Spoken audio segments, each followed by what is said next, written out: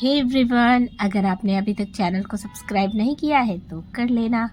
आरोही कुछ पल के लिए चौंकी। मीटिंग? अव्यन जी मीटिंग, कोई प्रॉब्लम है आपको बेबी गर्ल? आरोही ना में सिर हिलाते हुए, नहीं ऐसी बात नहीं है, आप तो कभी मुझे मीटिंग में नहीं ले जाते। अव्यन धीरे से उसकी तरफ देखता है। उसकी नीली आंखों में कुछ था जिसे हम अनकही मोहब्बत कह सकते हैं, जिन्हें वो खुद समझ नहीं पा रहा था। अब ले जा रहा हूँ, वैसे भी आप मेरी असिस्टेंट हैं और ये आपकी ड्यूटी है, तो साथ चलिए। और हाँ, इस बार थोड़ा सावधानी से कदम रखिएगा बेबी गर्ल। मैं नहीं चाहता कि मीटिंग में जाने से पहले मेरी मीटिंग कैंसिल हो जाए, वो भी आपकी वजह से। आरोही ने होंठ भींच लिए। इस आदमी के ताने कभी खत्म नहीं हो सकते। आरोही ने ना चाहते हुए भी एक गहरी सांस ली और सिर हिला दिया। जी सर। अव्यन ने उसकी झुंझलाहट को गौर से देखा, मगर कुछ कहा नहीं।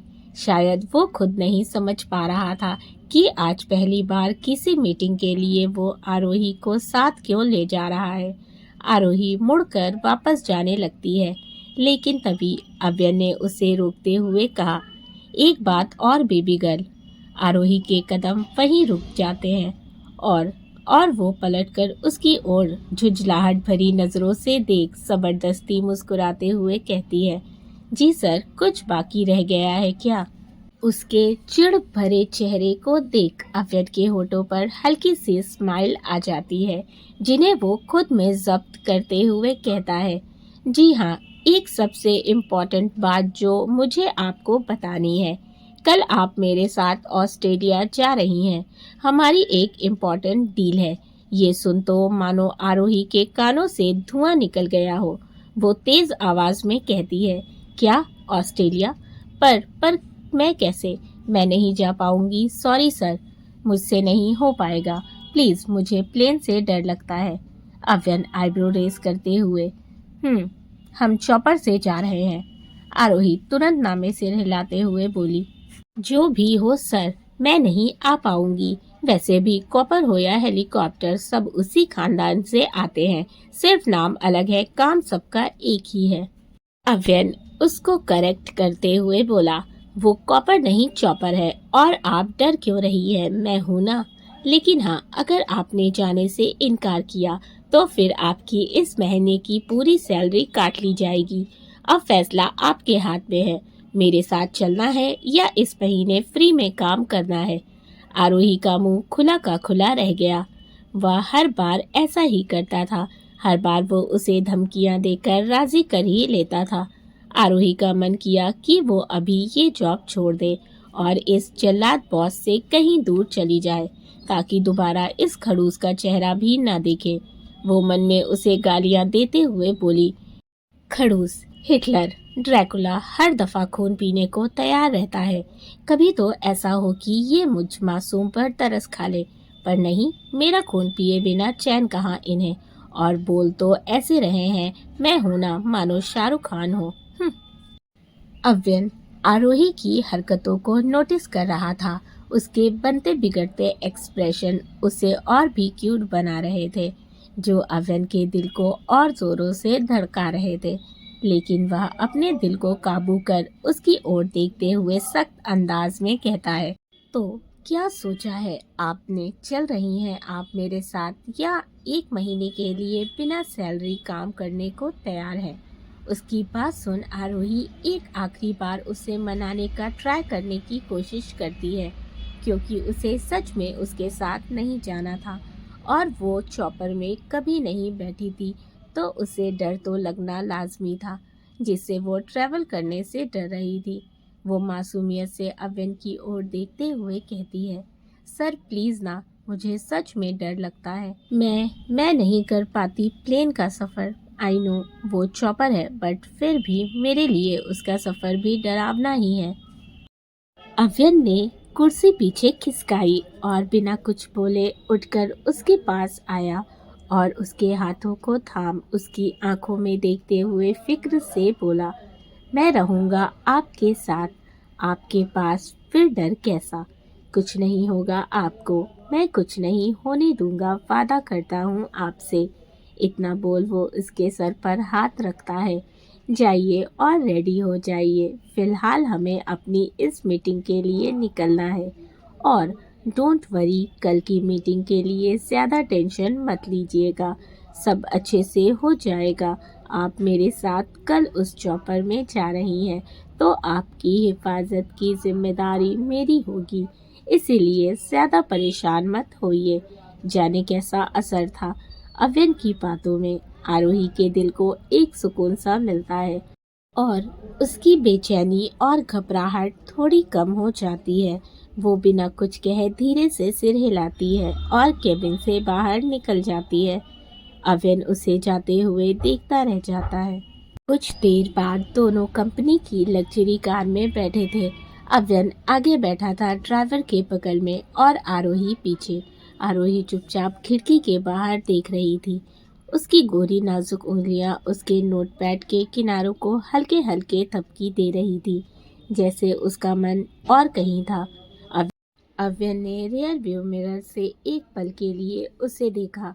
उसका मासूम चेहरा, बड़ी बड़ी आंखें जो बाहर के नज़ारे में खोई हुई थी। बारिश के इंतज़ार में जैसे पेड़ खड़े होते हैं, वैसे ही वो किसी ख्याल में डूबी हुई थी। कार के अंदर हल्का म्यूजिक बज रहा था, मगर दोनों के बीच खामोशी थी। Hotel grand orchid meeting venue. आधे घंटे बाद कार होटल ग्रैंड ऑर्किड के सामने आकर रुकी। पीछे से अनुज भी अपनी कार से बाहर आया। जाहिर है वो ऑफिस का मैनेजर होने के साथ साथ अवन का बॉडीगार्ड भी था, इसीलिए उसकी प्रोटेक्शन के लिए हर जगह साथ जाता था।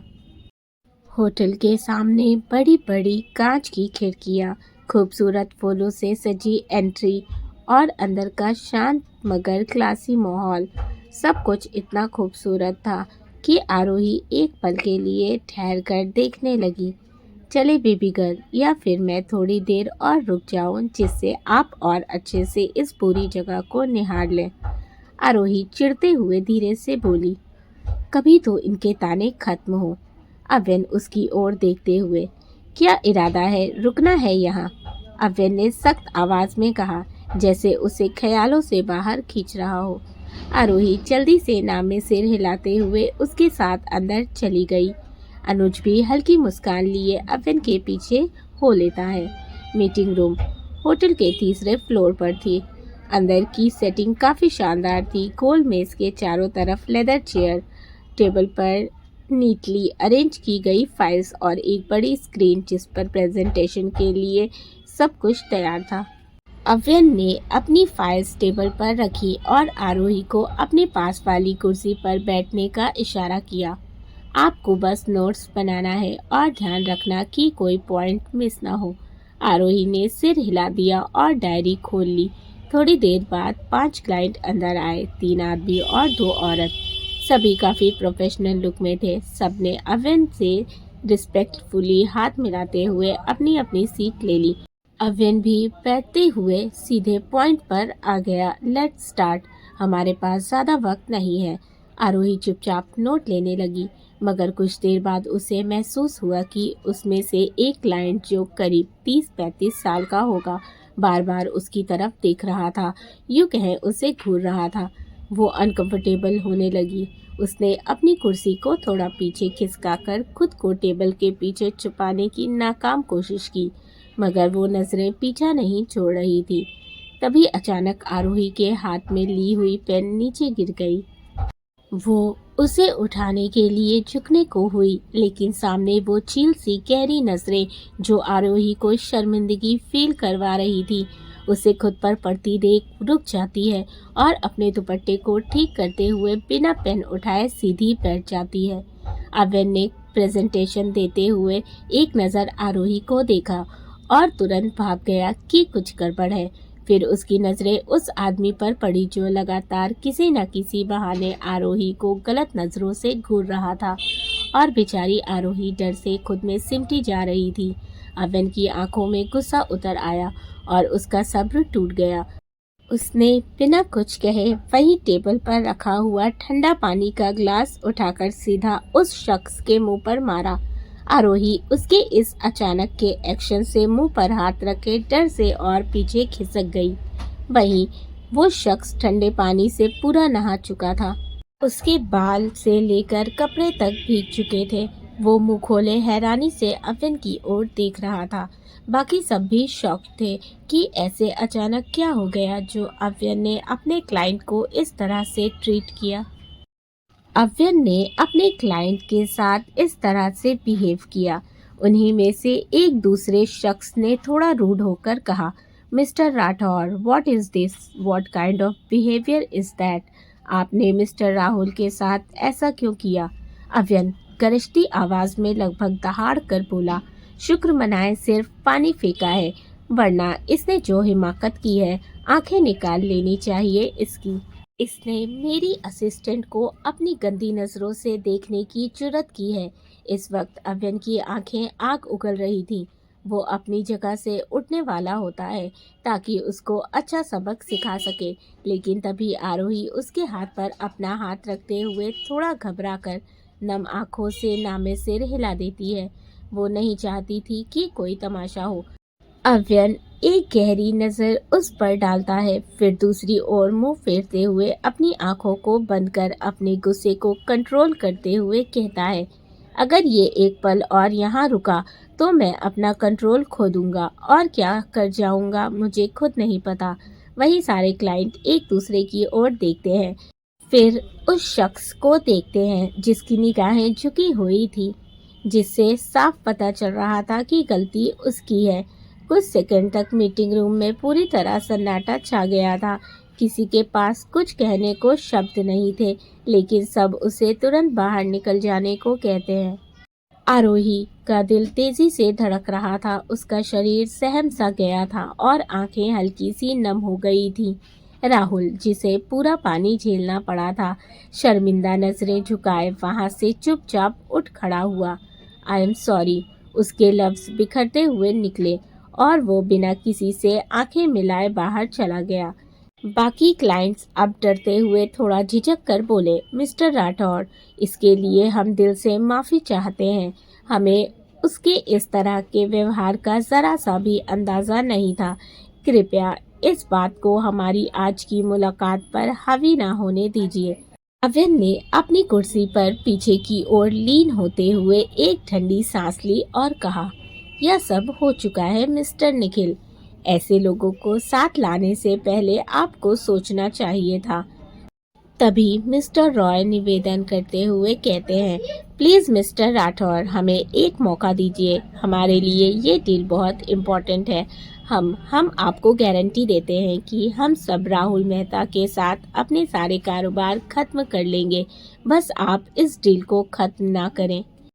वो सब एक आखिरी उम्मीद से अविन की ओर देखते हैं। अविन खड़ा होता है और आरोही का हाथ पकड़ उसे कुर्सी से उठाते हुए कहता है, I am not interested in your deal mister Roy. मेरे लिए मेरी असिस्टेंट बहुत खास है और आज जो यहाँ हुआ वो एक बिल्कुल घटिया हरकत थी। मेरे सामने कोई मेरी असिस्टेंट को आंख उठाकर देखे, ये मैं हरगिज बर्दाश्त नहीं करूँगा। आरोही सहमी सी खड़ी थी, उसकी आंखें नम थी। वो बहुत गौर से अविन को देख रही थी।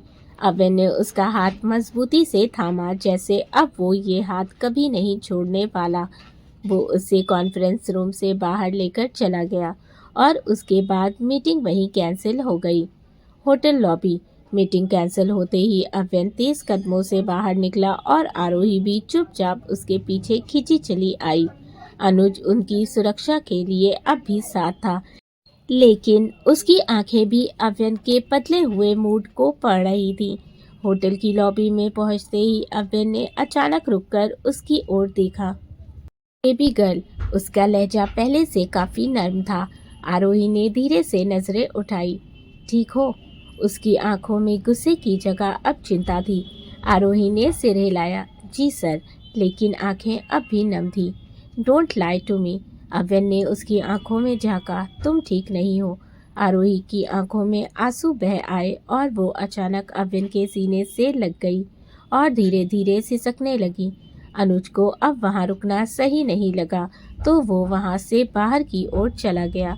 अवन एक हाथ उसकी कमर को थामे दूसरे हाथ से उसके बालों को सहलाते हुए बोला, चुप हो जाओ, क्यों रो रही हो? फिर एक लंबी सांस भरते हुए, मुझे तुम्हें यहाँ लाना ही नहीं चाहिए था। ना मैं तुम्हें यहाँ लाता और ना तुम्हें ये सब फेस करना पड़ता। लेकिन तुमने मुझे कुछ बताया क्यों नहीं? तुम्हें बताना चाहिए था। आरोही उसके सीने से गर्दन निकाल उसकी ओर देखते हुए मासूमियत से लेकिन सिसक कर बोली, मैं डर गई थी। मुझे लगा आप मुझ पर गुस्सा करेंगे। उसकी आंखों में आंसू अव्यन को बर्दाश्त नहीं हो रहे थे। वो हौले से उसके चेहरे को थामते हुए धीमी आवाज में बोला, बिल्कुल भी नहीं। मैं नहीं करता। तुम्हारी सेफ्टी से बढ़कर मेरे लिए कुछ मायने नहीं रखता। मेरे लिए तुम ज़्यादा ज़रूरी हो। आरोही हैरत से उसे देखने लगी कि वो क्या कह रहा है। अव्यन को जब एहसास होता है कि वो अभी क्या बोल गया तो वो तुरंत बात बदलते हुए कहता है, जाहिर है तुम मेरी असिस्टेंट हो और इसीलिए you are very important for me. Aarohi कुछ नहीं कहती और अपनी नज़रें झुका लेती है। शायद वो कुछ और समझ बैठी थी। इस बीच आरोही का रोना भी बंद हो गया था। वो दोनों अभी एक दूसरे के बेहद नज़दीक खड़े थे। यूँ कहें वो अव्यन की बाहों में थी। उसे डर और घबराहट में अंदाज़ा ही नहीं हुआ कि वो इस वक्त अव्यन के कितने करीब है। अव्यन धीरे से उसके सर पर हाथ फेरते हुए गहरी आवाज में पूछता है, अब ठीक हो तुम? आरोही नजरें उठाकर उसकी ओर देखती है। उसकी सांसें थम सी गईं। वो अव्यन की आंखों में देख रही थी। कुछ पल पहले जो गुस्सा उसने देखा था अव्यन के चेहरे पर, अब उसी चेहरे पर सुकून था। एक ऐसा सुकून जो शायद किसी अपने की मौजूदगी से ही आता है। वो कुछ कहती उससे पहले ही अव्यन ने अपना हाथ बढ़ा उसके गाल से आंसू पोंछ दिए। बेबी गर्ल, ये आंसू तुम्हारे चेहरे पर अच्छे नहीं लगते। हाँ, मुस्कान वो बहुत खूब लगती है। उसके लहजे में नरमी और अपने लिए फिक्र देख आरोही हैरान थी। वो उसकी स्माइल की तारीफ कर रहा था। ये काफ़ी शॉकिंग था आरोही के लिए। वो बिना कुछ बोले धीरे से सिर झुका लेती है। उसे समझ नहीं आता कि वो इस वक्त क्या ही बोले। हाँ, इस बीच उसके गाल ज़रूर सुर्ख हुए थे, जबकि अव्यन उसकी इस अदा पर हौले से मुस्कुरा देता है। तभी उसकी पॉकेट में रखा फ़ोन रिंग होता है। वो कॉल रिसीव करता है। सामने से अनुज की आवाज़ आती है। वो कुछ कहता है जिसे सुन अव्यन की आंखें बिल्कुल सख्त हो जाती हैं और चेहरे पर बेशुमार गुस्सा साफ झलकने लगता है। वो बिना कुछ बोले फ़ोन काट देता है। गाइस, आज का एपिसोड थोड़ा सा छोटा है, लेकिन मैं कोशिश करूँगी कि कल का चैप्टर लंबा दे दूँ और डेली एक एपिसोड ज़रूर अपलोड करूँ।